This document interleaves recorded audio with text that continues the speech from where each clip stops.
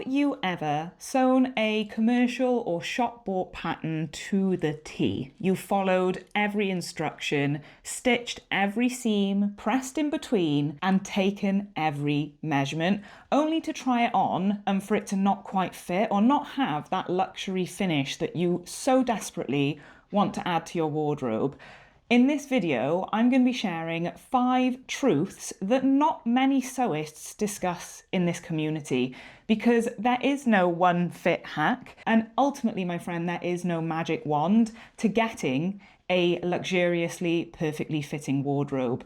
It is a process. Now, the first truth is that commercial patterns are not written for your body.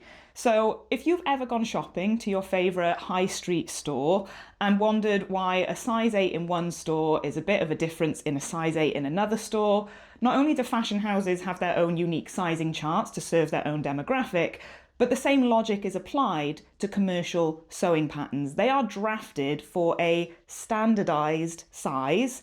There's no such thing as a standard, let's just start there. But ultimately, it's an average for a fictional body that doesn't quite exist. So if you have ever gone on Instagram or social media and had a look at a fellow creative who might well have the same bust, waist and hip circumference measurements as yourself, and you have thought, well, they look fantastic in that, so let me sew it up. There's many reasons why that might not feel as flattering on your figure, and understanding your lengthways proportions just as much as your horizontal or circumference proportions is really, really important to understand that. And so a professional wouldn't look at a pattern and say, why does this not fit my body?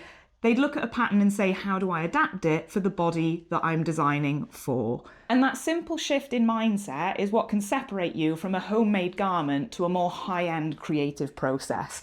So let yourself off the hook, because sizing charts are the bane of everybody's life, and just start approaching your own figure and your own measurements with curiosity and kindness. The second truth is that fitting is a multi-round process. Now, you may be comfortable or acknowledge that a full bust adjustment might be a regular amendment that you make, or you might be someone who makes a sway back adjustment. You might even be somebody who makes both.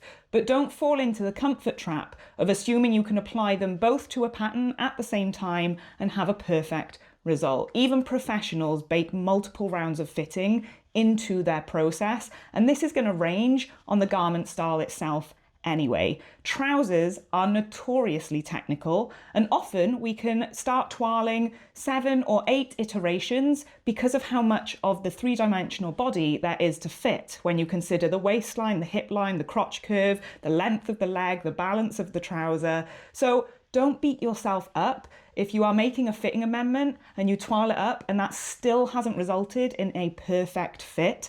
A multiple round fitting amendment process is totally normal in the entire creative journey. And it's totally worth it for you to get the fit. And so fitting rounds aren't a sign that you've done it wrong. They're actually a sign that you're doing the process correctly. Now, with that core understanding, the third truth is that every amendment can create a ripple effect or a domino effect where it actually moves in to another area of the garment. So for example, if you make an adjustment to the neckline and you widen it, that shortens the shoulder seam. If you're making an adjustment to the shoulder seam, that might have an effect on the sleeve head and the length and height of that sleeve head.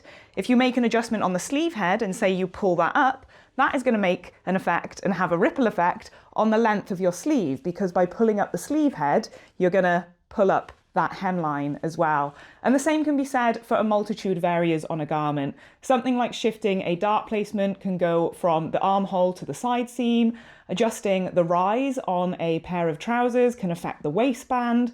And so multiple rounds of fitting amendments, even if you've done them right and you've adjusted it to fit circumference and the lengthways and the balance, can still have an effect simply because of the pattern pieces have that relationship with each other. Ultimately, you might be able to identify 5 separate fitting issues and therefore feel confident to apply them simultaneously. But the reality is that fitting has a sequence. You always want to adjust length before width, top down, center out, however you want to remember that. And if you correct them in the wrong order, you're actually going to create new problems faster than you can solve the old ones. And so we want to look at adjusting the vertical fit first, before we do the horizontal fit, before we do ease, and before we do details such as pocket placement or anything like that. The fourth truth is a personal favourite, I say that sarcastically, between my members and I, and it does cause a few eye rolls, but it is the fact that your fabric can affect your fit. There is a big myth out there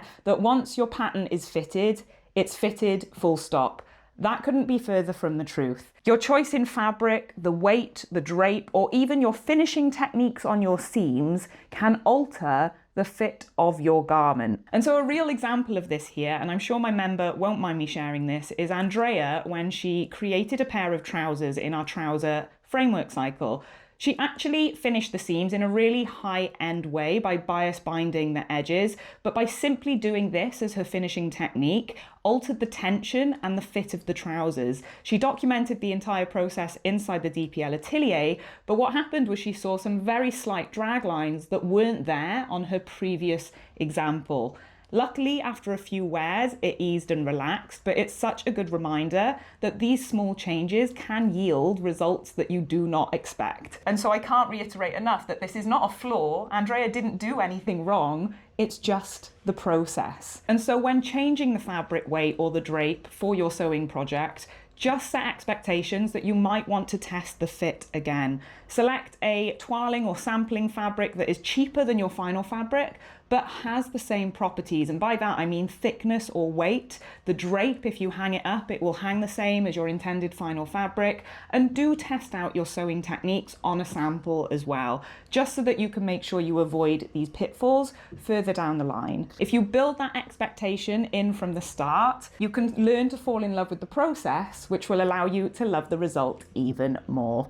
Now, before I share truth number 5, and it really is an important one, I just wanted to check in with you, because if you have been nodding along to this video, or if any of the truths have resonated, I would love to invite you to come and join us inside the DPL atelier.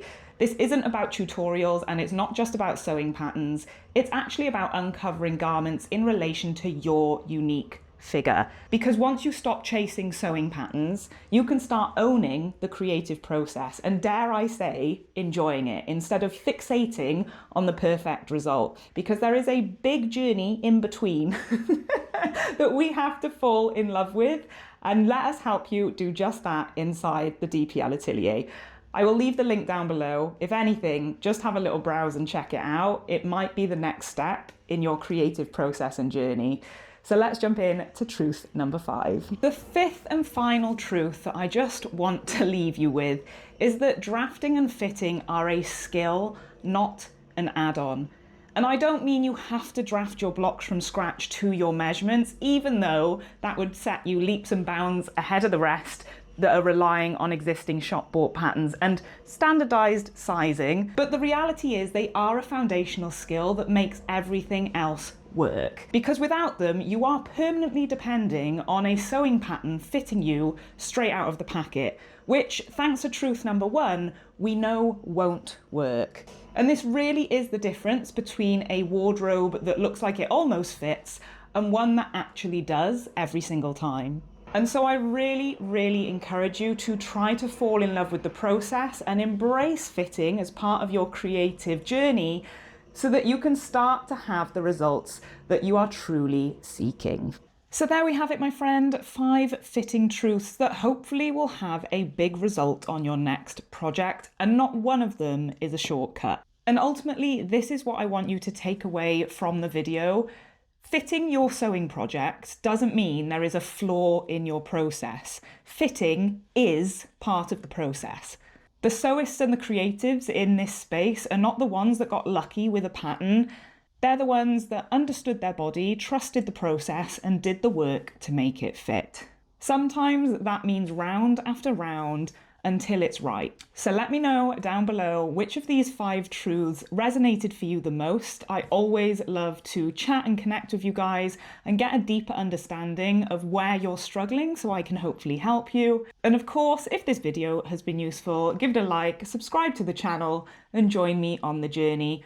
I'm building my dream wardrobe right alongside you as well, and I hope that the tips, tricks, and techniques that I share can help you build yours too.